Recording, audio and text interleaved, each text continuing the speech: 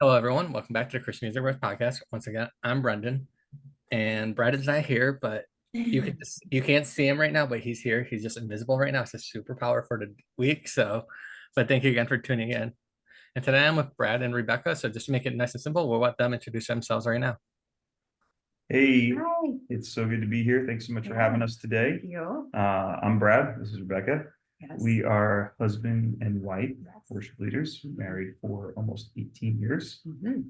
and traveling doing music for, Almost all of that, right? yeah, About almost, 16 almost years? 16 years. That's pretty And impressive. 16 years. Yeah.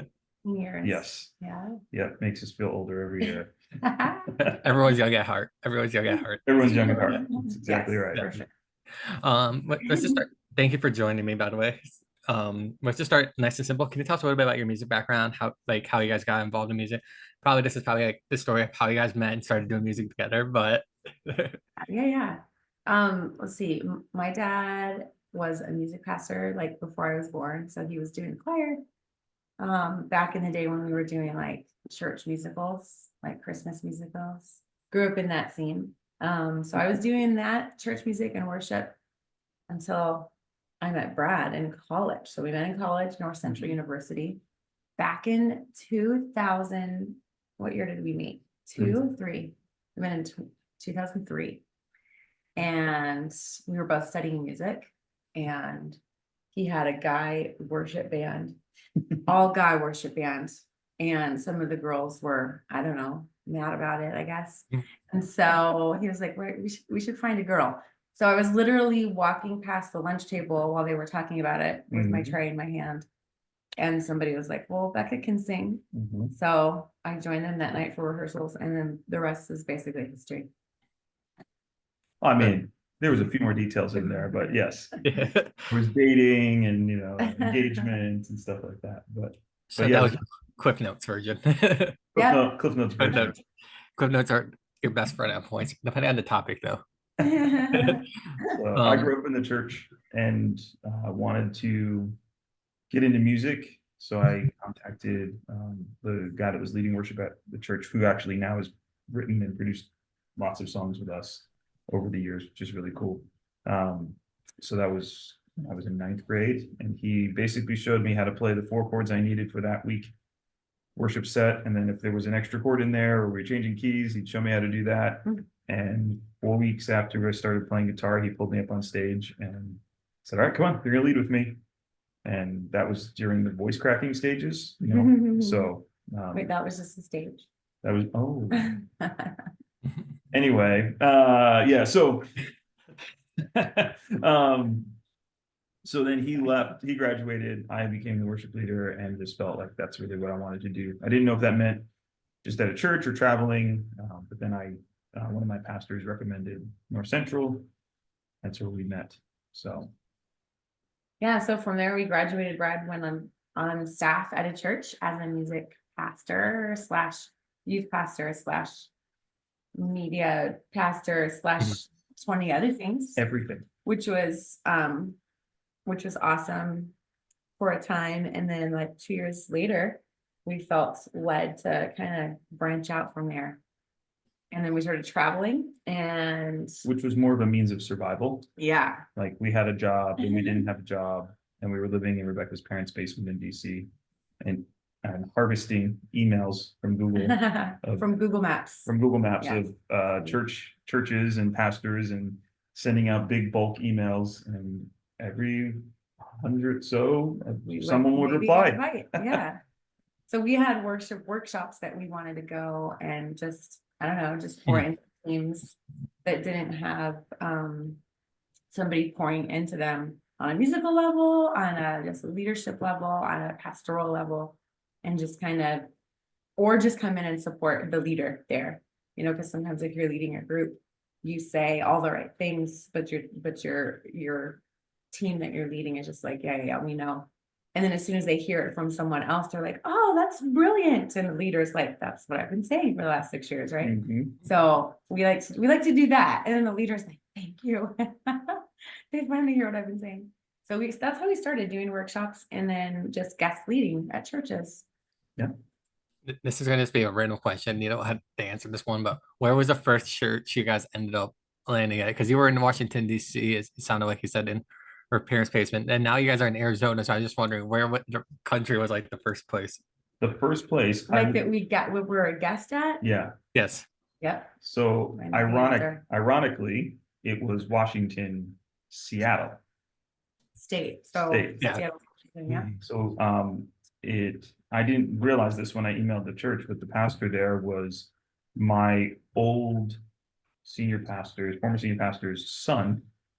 And it was Halloween weekend, and he picked us up at the airport in a Don King wig.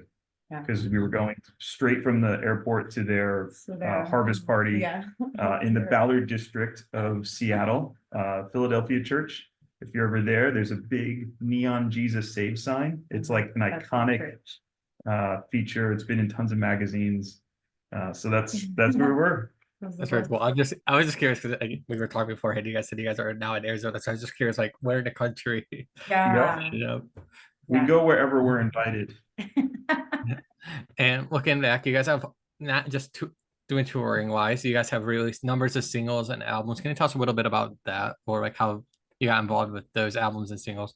Yeah. I think when You we don't have were to go in depth with everyone either. I'm just saying, like as a whole. Oh, okay. Yeah. So when we first started traveling, I had a bunch of songs that I had written over the years in school, and we didn't want to just roll into a church and just and this is when CDs, you could sell CDs. If you don't know what those are, that's basically a glorified coffee coaster now. Just keeps your table safe.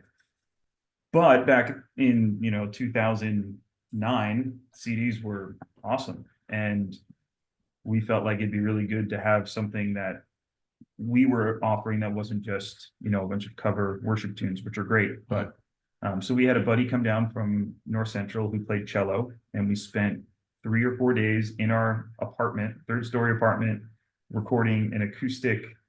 It's called Acoustically Inclined. 10 songs, acoustic guitar, cello, a little light programming, and we mixed it ourselves. And unfortunately, that was part of my education, was that.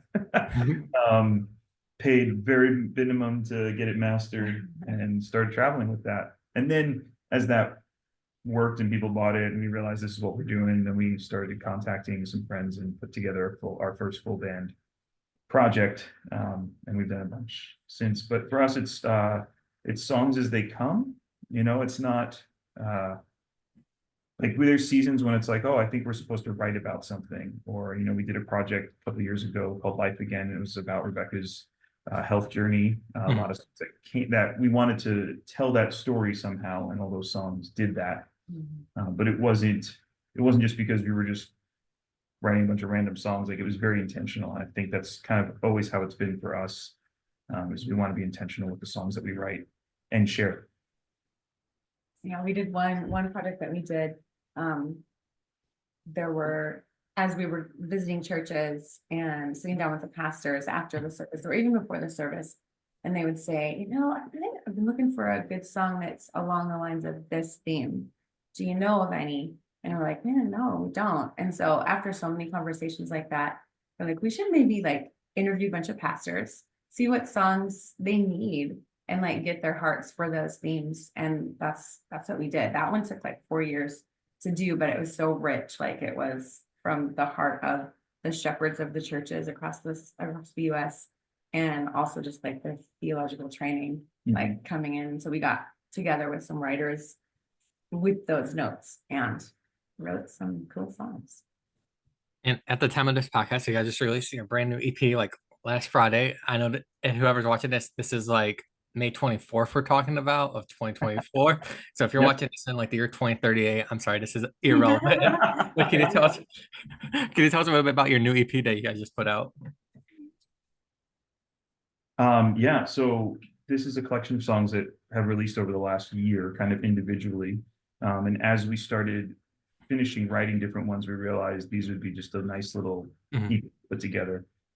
Songs that are anthems to God, And then there's one in there that's an accolade, and it's a thank you. It was written for my dad for 40 years of ministry at his church as an associate pastor. I wrote it last year, and a good friend of ours helped us track it and get it together.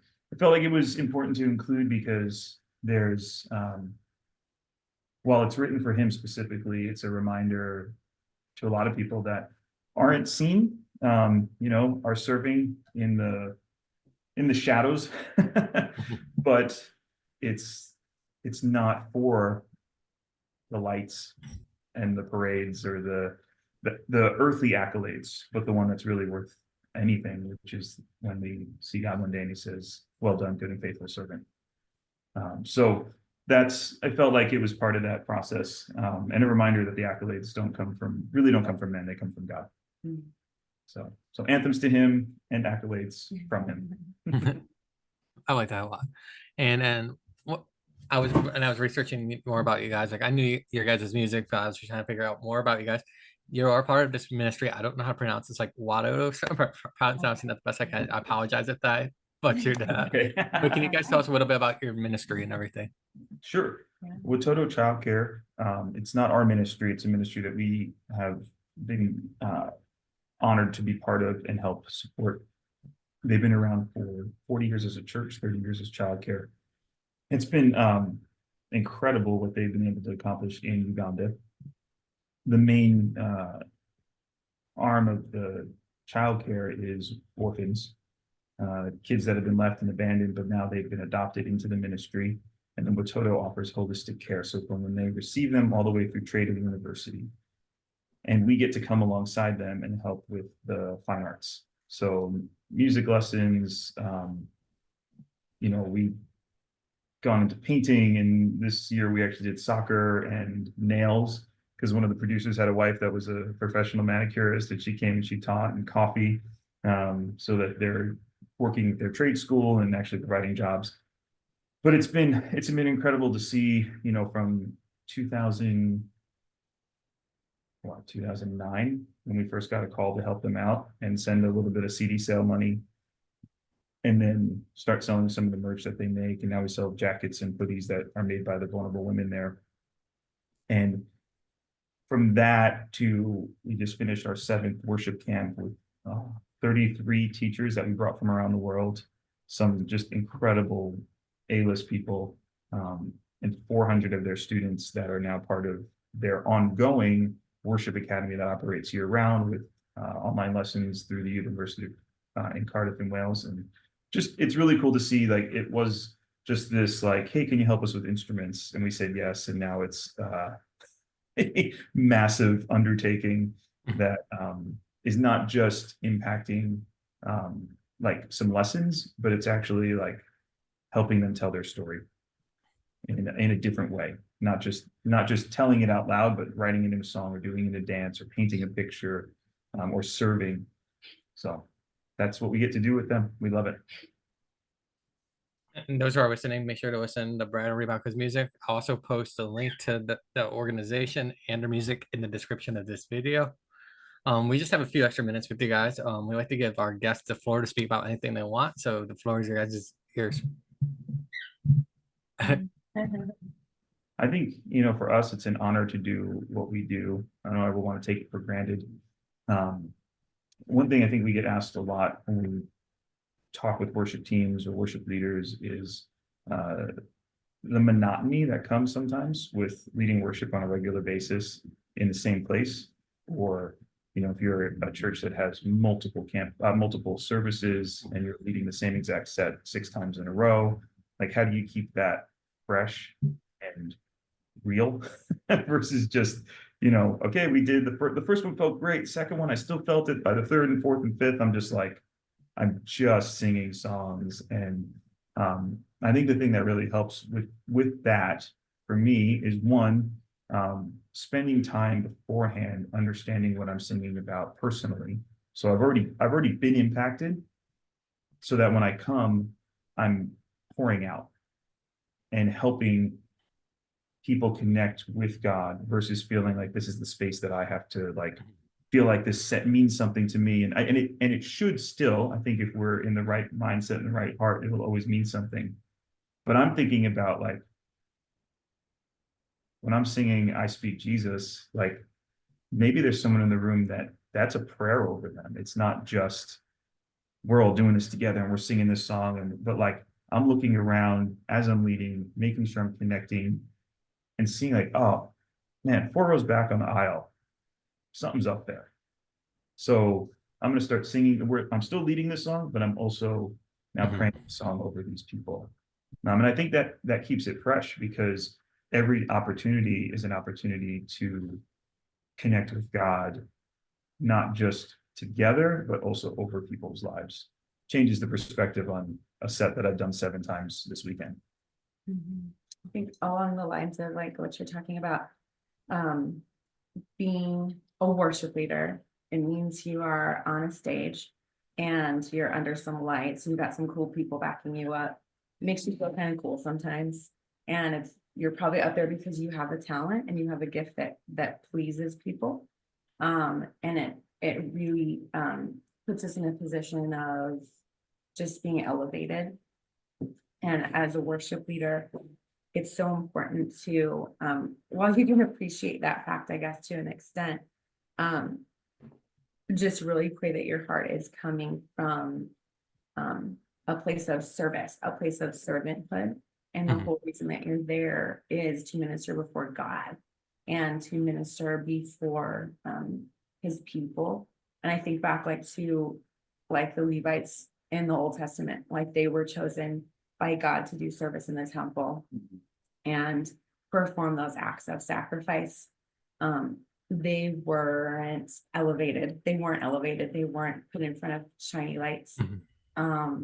They were almost like, well, they were servants that, like, really, because they weren't given a portion of land, they weren't given a portion of inheritance. They were to be cared for by the rest of the children of Israel. So they were really vulnerable to them. And I think that can just represent like a beautiful relationship of people who serve God's people in a place of elevation. Like, I'm here as a servant before you. God has chosen me to do this. And yes, I have a gift, but I want to present it to you for a service to you, to encourage your heart, to lift you up. And a prayer that's always been in my heart, as I guess is like a combat to the temptation to feel elevated, is that my voice isn't the voice that's being really heard in the spirit. Like, God's voice is being heard. And, as a girl, I want to look cute, I look fashionable on stage, but my prayer to fight that is like, even make me invisible. Like, make me invisible. Like, if nobody even remembers my face, but they remember experiencing God in that moment, make that true. And, there have been seasons where I did feel invisible, and I had to fight that. Like, wait a second, these other people are being elevated and I feel invisible. But that's my prayer. And God's just reminding me, like, you want them to hear my voice. You want them to be ministered to. It's not about you. So that's something that I think it would be really just helpful as worship leaders, to let your motivation be one of servanthood and service. I like that a lot from both of you. Thank you guys very much for sharing that. And thank you again for joining me on You're welcome. Thank Yeah, you. podcast, video, whatever you want to call it. Everyone calls it. We like doing the Zoom meetings just because it's easier to see each other face to face than just doing audio only and everything. So, but again, thank you for joining me. You're welcome. Thank you so much for having us. And those who are listening, make sure to follow Brad and Rebekah's journey. I'll post a link to their website and the link to the ministry that they help with in the comments. And we'll see you guys next time. Thank you, everybody. Take care.